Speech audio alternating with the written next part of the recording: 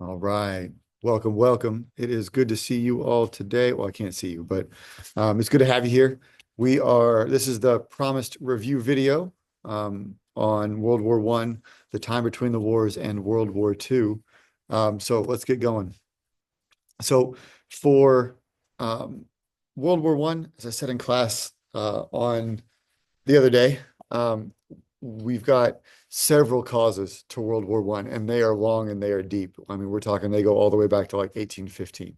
Um, some of the basics, again, can be summed up with Maine. And so I thought I would bring that back. These are just a few of the reasons why World War One occurs. But you've got militarism, which again, you've got increased tensions across Europe. This encourages fighting. People begin to express themselves and their country. They feel like their country expresses itself through its military. And so it really just encourages people to use military force to address questions that they have. Um, You've got alliances. These are groups of countries that really just increase the tensions and the likelihood of fighting. It also helps to spread the war once it gets going.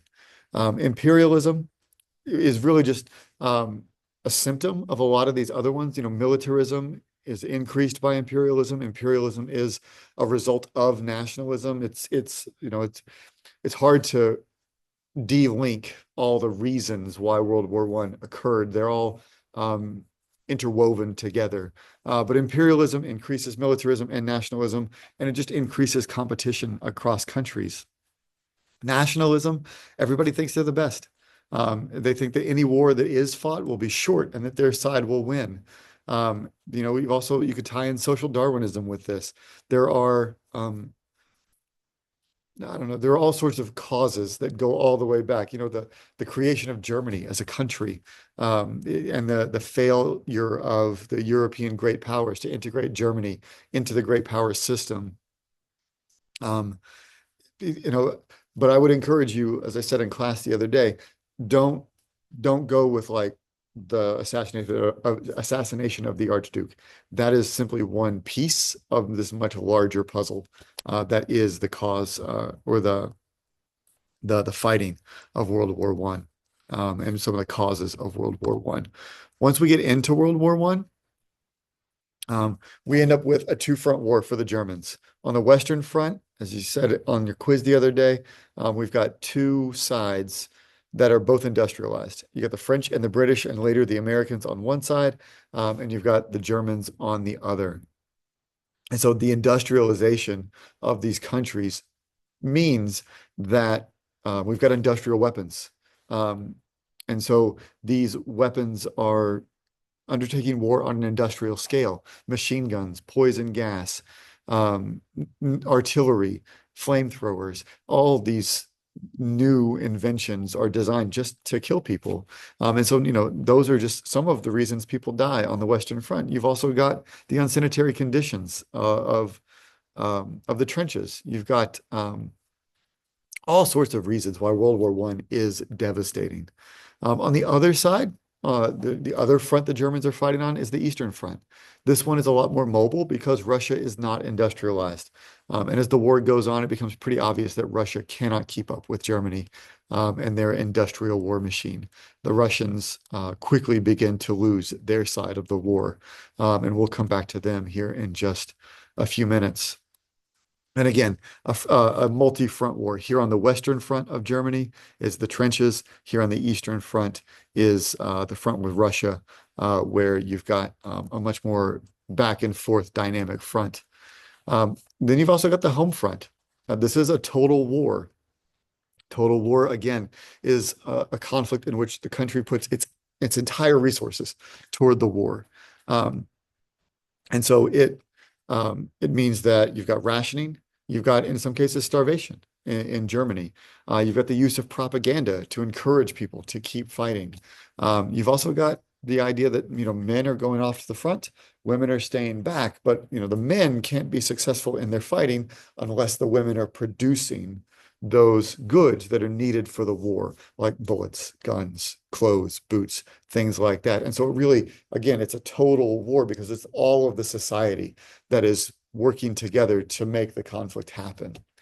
Here in World War I, that's going to be kind of a new thing. Again, we kind of see it in the US Civil War, but we really start to see it in World War I. In World War II, it's going to mean the targeting of civilian populations. And so the death toll in World War II is going to be much higher than the death toll in World War I, which is saying something. And we've also got the breakdown of separate spheres. You know, as women move into the factories, take on those quote men jobs or man jobs, it means that the doctrine of separate spheres is sort of tossed to the side because it needs to be for these countries to succeed. In the end, this is going to lead to women's suffrage, to voting after the war in a lot of these countries. Finally, you got colonials. On the colonial front, we do have some fighting in places like Africa and Asia in World War I. But you've also got colonials who travel all the way to Europe to fight in support roles with the European colonizers. And so a lot of these people fight with the expectation of respect or freedom after the war, which is not going to materialize after World War I, which is also going to impact the relationship between the Europeans and their colonial holdings pretty heavily as we close out the war. Here we got an example of women working to screw in fuses on these bombs. And then you got some propaganda over here encouraging women, get out of the house, go into the factories, that your husbands can't win without you, or your brothers, or your fathers, or whatever, your sons. As I mentioned, Russia is failing in the war pretty early. You see two revolutions in Russia in 1917. Both of them are the result of World War I. In the April Revolution, the Tsar is out and the Republic is in by October, but the Republic chooses not to get out of the war. And so by October, you've got another revolution. The Republic is out and the Bolsheviks are in. In this case, the Bolsheviks are communists.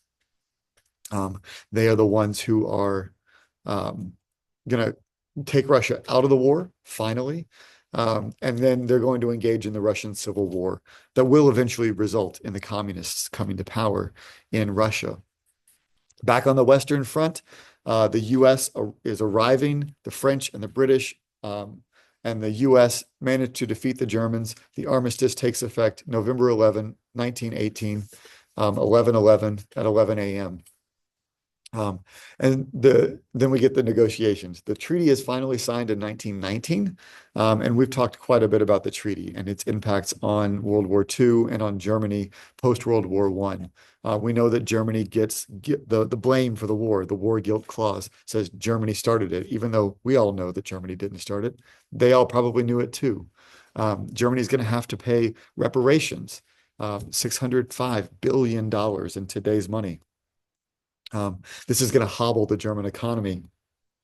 And it was intended to. It was intended to slow down the German economy so that they couldn't engage in another war. It definitely doesn't work, right? Germany has to give up land. They have to give up their military. They have to give up territory outside of Europe. Within Europe, a lot of these new countries that are formed post-World War I, you can see here they get formed out of the German Empire, the Russian Empire, and the Austro-Hungarian Empire.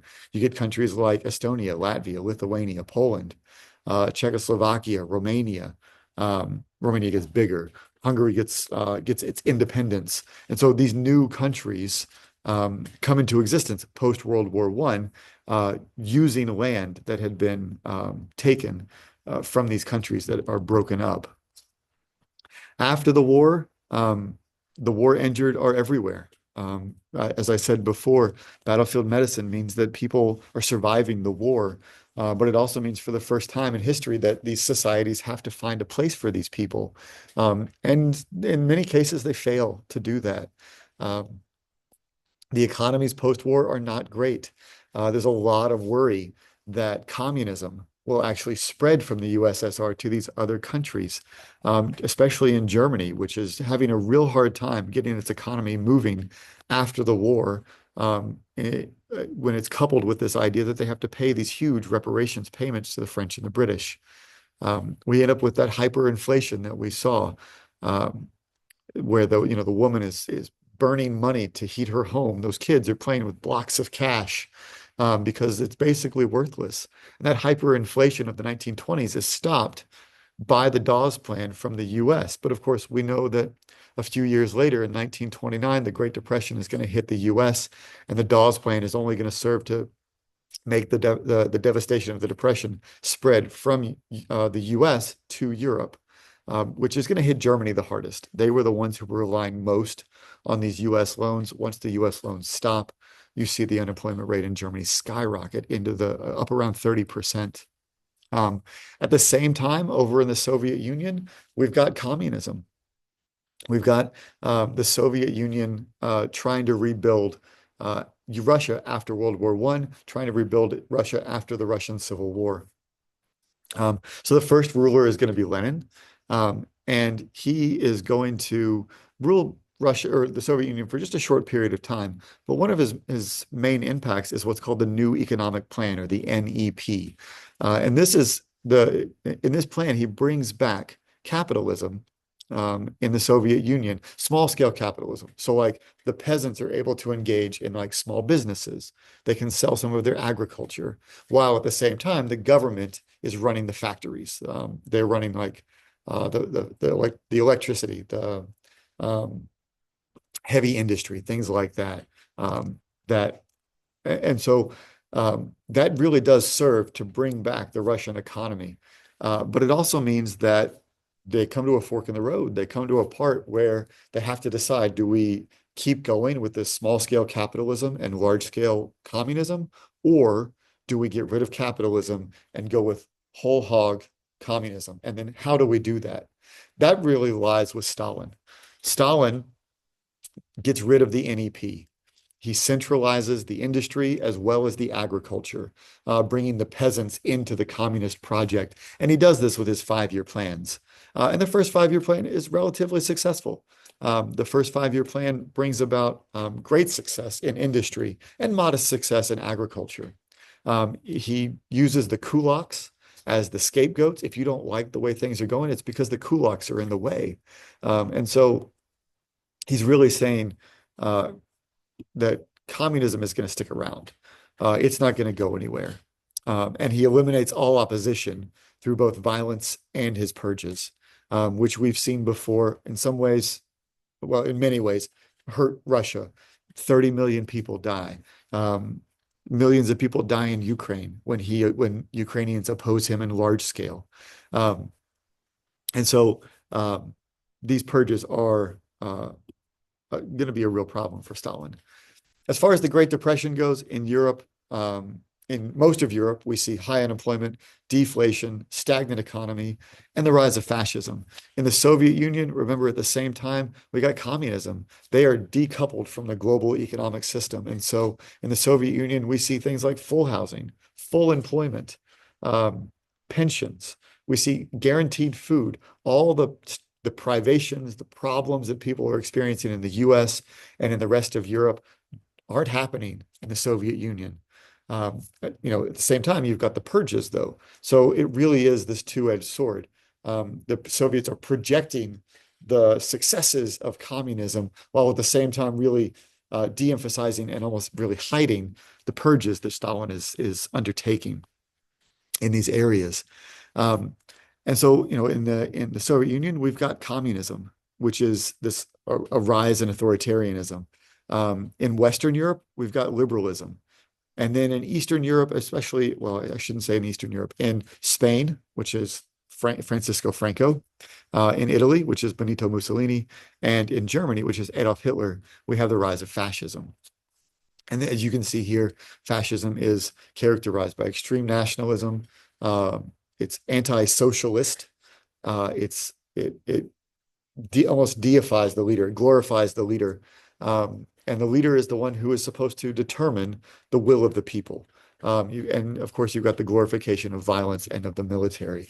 In a fascist state, the role of the citizen is to submit.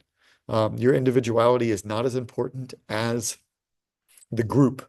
Your individuality is not as important as the nation. And so the needs of the nation, as defined by the leader, these three guys, are more important than your individuality. They often use violence to intimidate their opponents and to enforce the will of the nation. The role of women largely is to submit to and support men. This will come back to bite the fascists during World War II. Women, according to the fascists, should stay home. They should really adhere to that separate spheres ideal of women. Um, and so they have to leave the factories in many cases. Um, as we move into World War II, at first, the fascists are doing really well. Once they start to lose, that's when this idea that women don't belong in male roles is going to haunt them because women will largely not go into those male roles in fascist Europe than the way that they will in Western Europe, in Britain, in France, and in the US. Um, let's see here. Positive things the fascists do, they give jobs, they provide jobs. In Italy and Germany, the remilitarization of Germany and Italy provide jobs to people. As the men go into the army, that becomes their job. As the army remilitarizes, then, all the things that the army needs, those are going to create jobs. As they build the Autobahns, these roads that go back and forth across Germany, that's going to create jobs. And the German unemployment rate goes from 30% to like 3% in just 4 or 5 years. That's ridiculously successful. Of course, it's because they're remilitarizing, which then, if we could go back to the causes of World War I, that militarism leads to war. And so as they remilitarize, they begin to use their military. The Germans and the Italians, they want a war, and the Japanese, they want a war as well. The rest of Europe, not so much. And the reasons for that, the reason for appeasement, this giving in to the demands of aggressors in order to avoid war, are that one, the casualties of World War I are still there. They're still very much present in the eyes of people across Europe.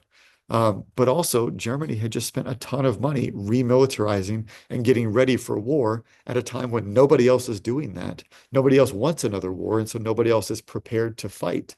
And so when Germany moves on Austria and Czechoslovakia, and Ethiopia moves on Ethiopia, and Japan invades northern China called Manchuria, the other countries let it happen because they really can't see a way to stop the Germans, and their people really don't want another war. Um, it's not until September 1st, 1939, that the British and the French decide Germany's crossed a line and they need to declare war on Germany. And that's the date we peg as the start of World War II, even though, as I said in class, it's a little arbitrary because the war is kind of already started. It's just nobody's fighting back. Um, the new technologies that have advanced since World War I in airplane technology and motor vehicle technology um, allow the Germans to utilize this new thing called blitzkrieg. They're able to use planes, motorized tanks, motorized trucks to move fast and in their invasion forces, and to move simultaneously, both air and ground forces at the same time, and overwhelm the opposition. And we talked about how Poland is taken in a couple of weeks, how Denmark is taken in 4 hours, and how France is defeated in just 6 weeks. 1939, 40, 41, and 42 really are really marked by success after success after success for the Axis. The Germans and the Italians are spreading and conquering east as well as west. In the Pacific, the Japanese are doing the same thing. Not until 1941 do the Japanese bring the US into the war. And so it's not until the Battle of Stalingrad, after the Nazis' failed attempt to take the Soviet Union, the Battle of Stalingrad between 1942 and 1943, and the Battle of Midway in June of 1942. These are the two turning points of the war, Stalingrad and Midway. From this point on, in Stalingrad, after Stalingrad, the Soviet Union is just going to slowly but surely march into Germany and into Berlin. In the Pacific, the U.S. Navy is going to defeat the Japanese at Midway, and that's going to then allow the U.S. to begin a slow and steady advance across the Pacific using the strategy called island hopping. to get closer and closer to Japan. Um, on the home front, we see it's a lot of similarities to World War I.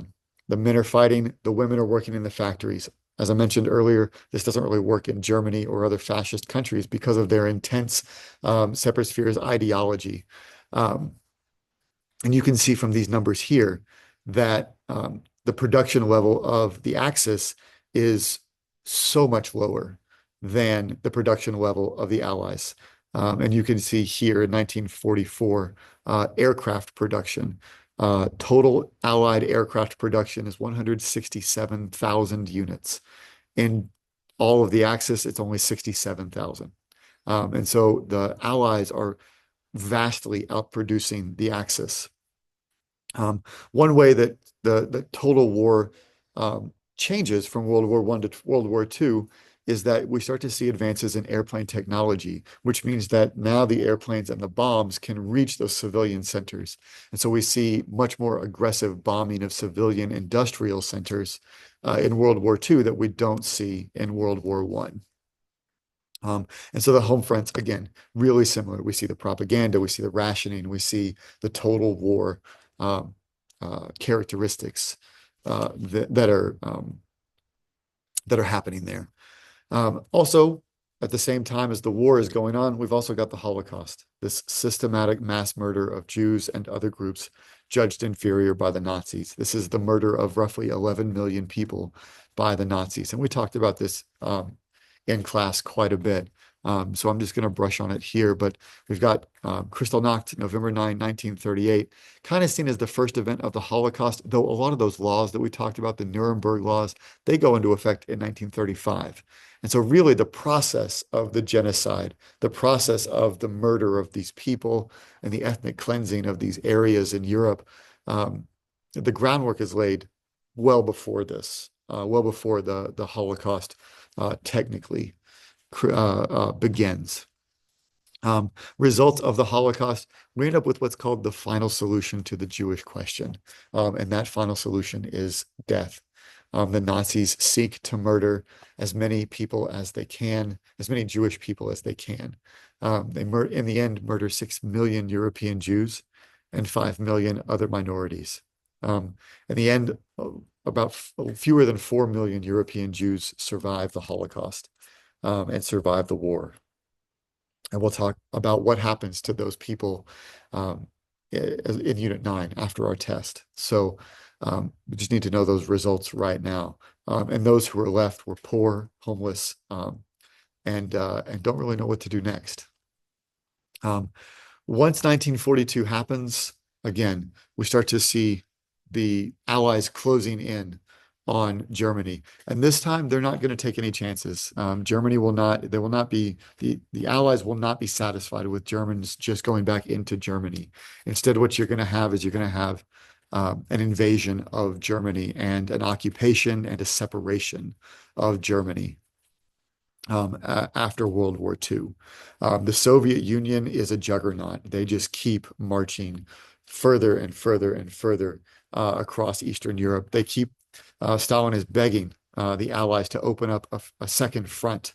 The Allies first attack in North Africa, defeating the Nazis and the Italians in North Africa, and then decide to jump into Italy. They attempt to attack the Germans from the south. This largely stalls out around the Alps. And as a result, the big final push comes from the east, from the Soviet Union, and comes from the west, from the Allied forces of Britain, Free France, and the United States.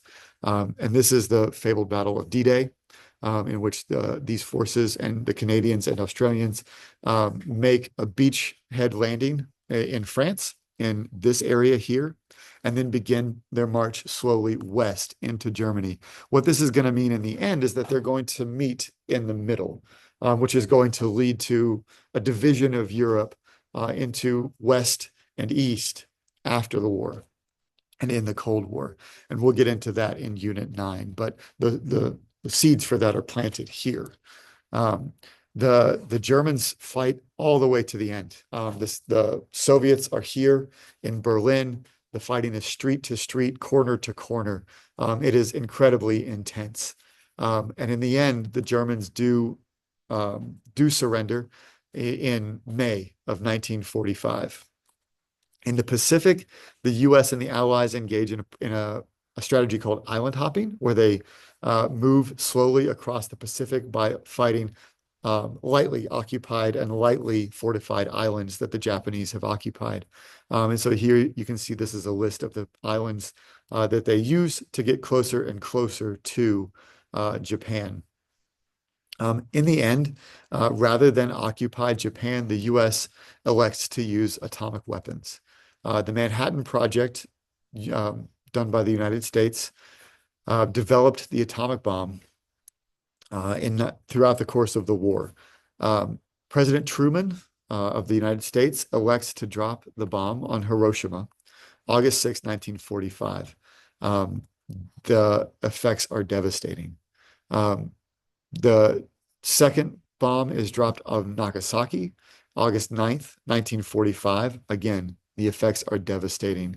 The Japanese, when faced with this new weapon of the United States, decides to surrender unconditionally, September 2nd, 1945, bringing an end to the war. As it says here, over the next few months and years, the bombs are responsible for an estimated 80,000 more deaths from radiation sickness, genetic abnormalities, and birth defects that occur in the survivors for many years after this.